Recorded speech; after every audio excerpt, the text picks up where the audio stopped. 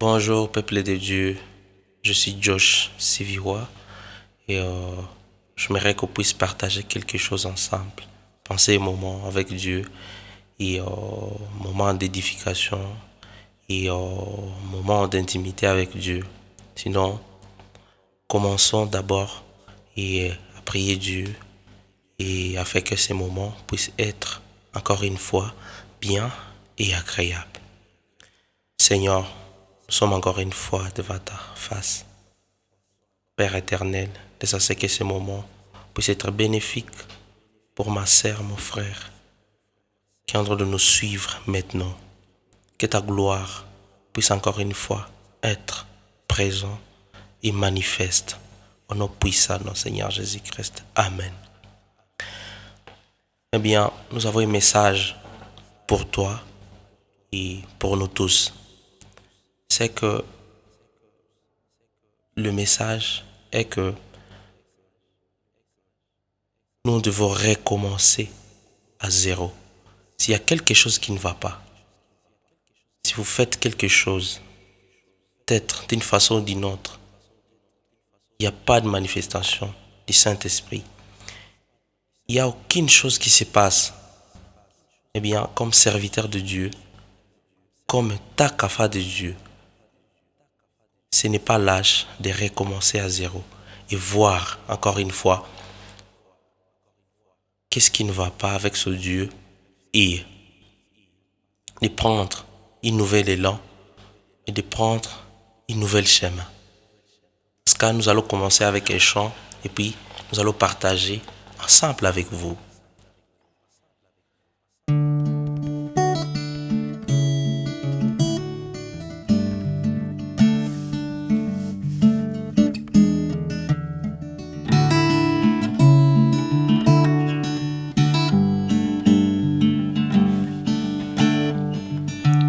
Il est parfois difficile de voir la réalité à face. Ce qui doit être, ce que nous vivons maintenant. Et c'est sûr que c'est la bonne voie.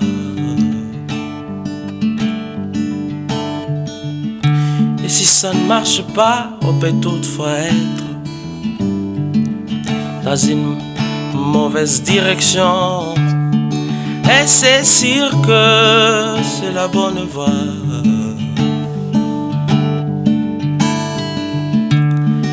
Il n'est pas lâche de recommencer. J'ai recommencé à zéro.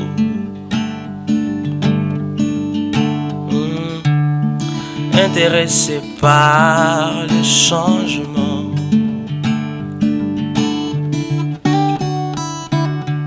recommencer à zéro. Intéressé par le changement, que Christ doit dominer. Je recommençais à zéro.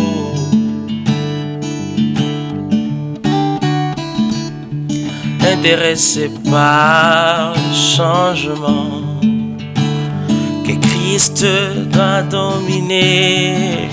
On a toujours peur d'essayer et peur d'apprendre des erreurs d'y penser. Notre avenir a besoin de l'aide de Dieu. On a toujours peur d'essayer et peur d'apprendre des erreurs d'y penser. Notre avenir a besoin d'une correction, de la reconnaissance de Dieu. On a toujours peur d'essayer et peur d'apprendre des erreurs d'y penser. Notre avenir a besoin de la sagesse de Dieu. On a toujours peur d'essayer et peur d'apprendre des erreurs d'y penser. Notre avenir a besoin de correction, d'une parfaite direction. Oh, d'une parfaite direction.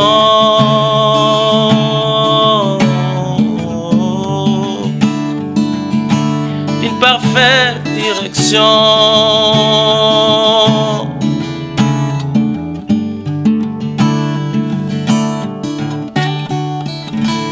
J'ai recommencé à zéro.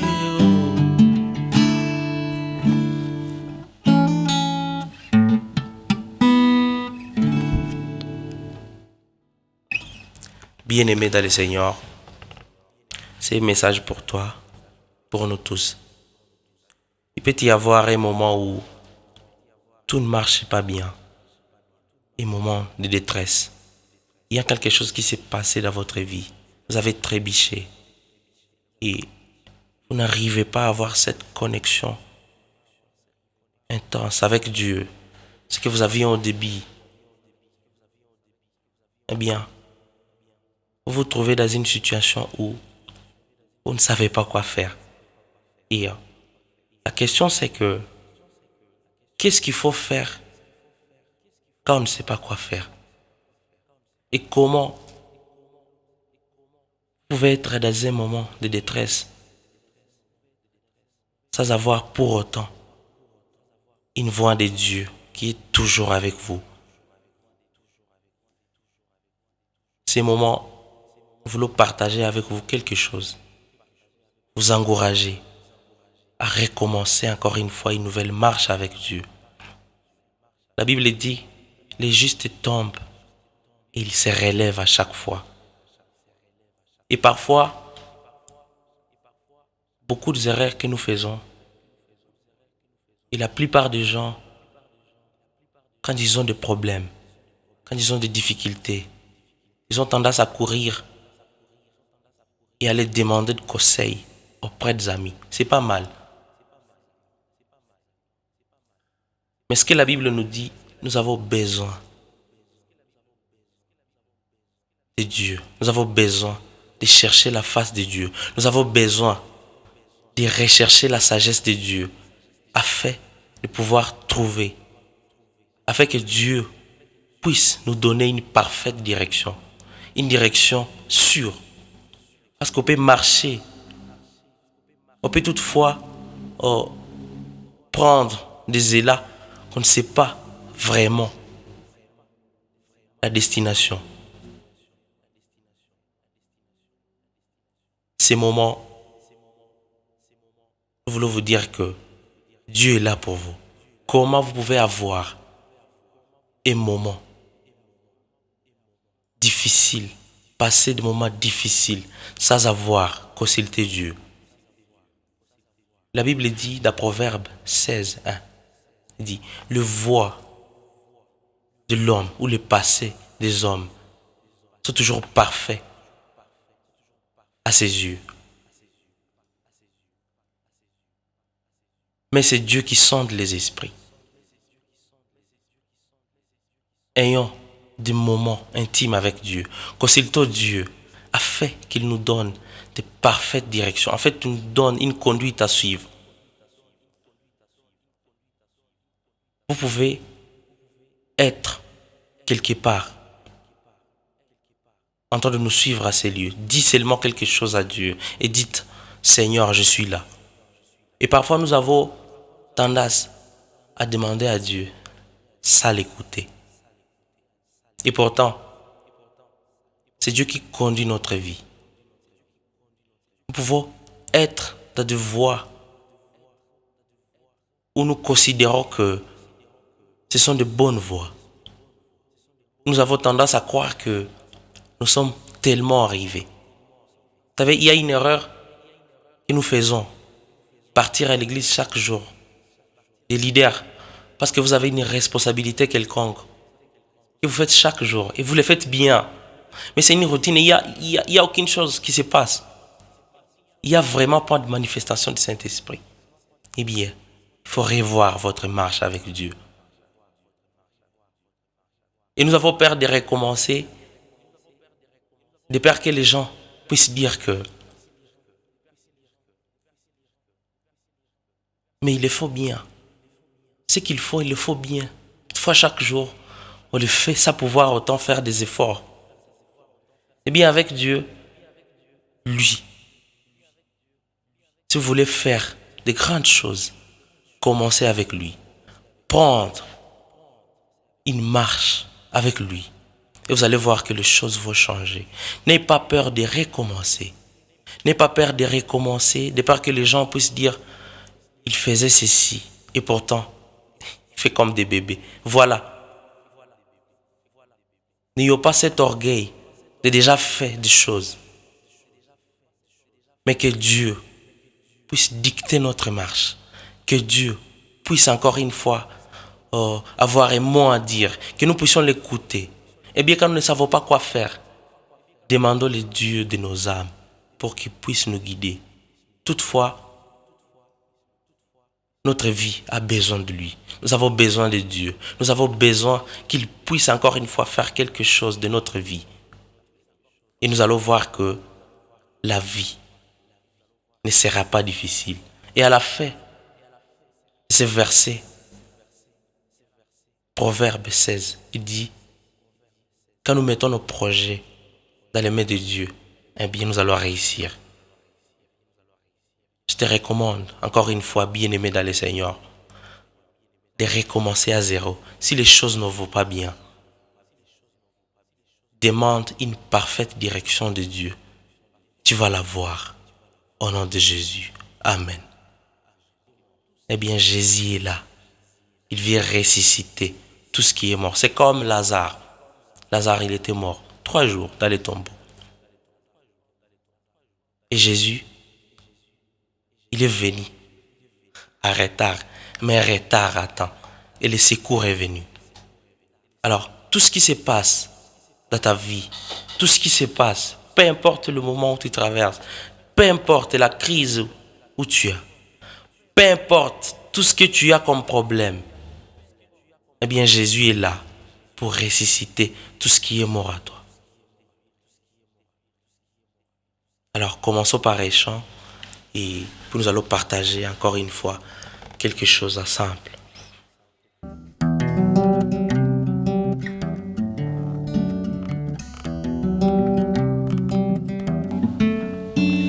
Lazare, les hommes t'ont déjà enterré, mais Jésus me dit que tu dors. Le miracle de résurrection est plus grand que celui des guérisons.